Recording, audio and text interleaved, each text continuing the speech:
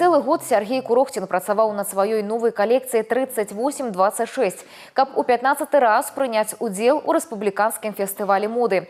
Калекцыя традыцыйная са сваёй адметнасцю. Гэта апсайклінг, да якога дызайнер не ўпершыню звяртаецца, каб унесці ўклад у экалогію, перапрацаваўшы старыя тканіны і адзенне. І, вядома, галоўная фішка вырабаў ручны роспіс.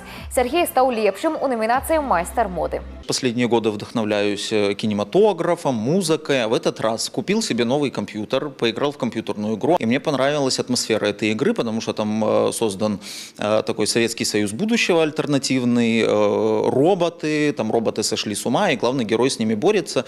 И вот и все это под песни наши любимые Советского Союза. Я вот решил вот эту атмосферу и в коллекции воплотить, вдохновляясь этой игрой. Усяго на фестывале «Млын моды 2025» было представлено 62 конкурсныя калекцыі ад 73 дызайнераў.